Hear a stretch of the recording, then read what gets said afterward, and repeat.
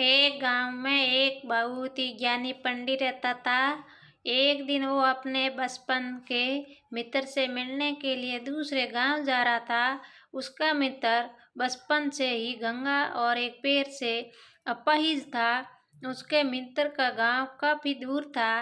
रास्ते में कई छोटे छोटे गांव पंडित जी अपने धूल में आगे चला जा रहा था। तभी रास्ते में उसे एक आदमी और मिल गया। वो भी पंडित के साथ चलने लगा। पंडित जी ने सोचा, चलो अच्छा ही हुआ, साथ साथ चलने से सफर जल्दी कट जाएगा। चलते चलते पंडित जी ने उस आदमी से उसका नाम पूछा, तो उस आदमी ने अपना नाम महकाल बताया। पंडित जी को यह नाम थोड़ा अजीब सा लगा, पर पंडित जी ने नाम के विषय में कुछ पूछना उचित नहीं समझा। दोनों धीरे धीरे साथ में चल रहे थे। तभी रास्ते में एक गांव आया, तो महाकाल ने पंडित जी ने कहा, तुम आगे चलो, मुझे इस गांव में एक संदेशा देना है, मैं तुमसे आगे मिलता हूँ। पंडित जी ने कहा, ठीक है, और वो आगे की ओर चल दिया। तभी गांव में खबर फैली कि एक व्यक्ति को भैंसे ने मार दिया है। जैसे ही भैंसे ने उस व्यक्ति को मारा, ठीक थोड़ी ही देर में महाकाल वापस आ गया। फिर चलते चलते दोनों एक दूसरे गांव के बाहर पहुंचते हैं। यहाँ पर एक छोटा सा मंदिर बना था और ठहरने की व्यवस्था भी अच्छी लग रही थी। पंडित जी ने मित्र का गांव भी वहां से अभी काफी दूर था और रात्रि भी होने वाली थी।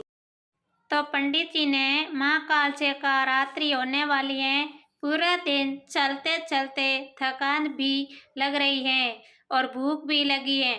हम यही भोजन करके आराम कर लेते हैं, कल सुबह आराम से आगे का सफर करेंगे। महाकाल ने कहा, ठीक है, मुझे इस गांव में किसी को कोई जरूरी सामान देना है। तुम खाना खाकर आराम करो, मैं बाद में आकर खाना खा लूँगा। इतना कहकर वो वहाँ से चला गया। लेकिन उसके जाते ही कुछ देर बाद उस गांव में धुआं उठता दिखाई दिया और देखते ही देखते पूरे गांव में आग लग गई। पंडित जी ने आश्रम से सोचा कि ये मैं कल जहाँ भी जाता है वहाँ किसी न किसी तरह की हानि जरूर हो जाती है, तो कुछ तो गड़बड़ है। लेकिन पंडित ने रात्रि में महाकाल से इस बात का कोई जिक्र नहीं किया। सुबह दोनों ने फिर अपने गंतव्य की ओर चलना प्रारंभ कर दिया। कुछ ही देर में फिर एक गांव आया, तो महाकाल ने फिर पंडित ने कहा, आप आगे चलते जाइए, मैं कुछ देर में आपको मिलता हूँ। मुझे इस गांव में भी कुछ जरूरी काम है, मैं काम करके आपसे आगे मिलता हूँ। यह कहकर महाकाल जाने लगा।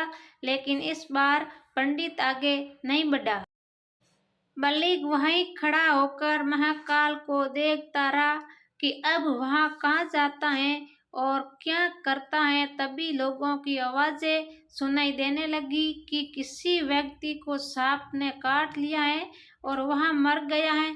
ठीक उसी समय महाकाल फिर से उस पंडित के पास पहुंच गया। लेकिन इस बार पंडित को सहन नहीं हुआ। उसने महाकाल से पूछा ही लिया कि तुम जिस गांव में जाते हो वहाँ कोई ना कोई नुकसान जरूरी हो जाता है, क्या तुम मुझे बता सकते हो ऐसा कोई हो रहा है? तो महाकाल ने जवाब दिया, पंडित जी, आप तो मुझे बहुत बड़े ज्ञानी मालूम हो पड़े थे, इसलिए मैं आपके साथ पलने लगा था, क्योंकि ज्ञानियों का संग बहुत अच्छा होता है। परंतु आप अभी तक समझ नहीं पाए कि मैं कौन हूँ। पंडित ने कहा, मैं समझ गया हूँ, लेकिन मुझे कुछ सगा है। अगर आप ही अपना उपयुक्त परिचय दे दे तो मुझे शंका नहीं होगी।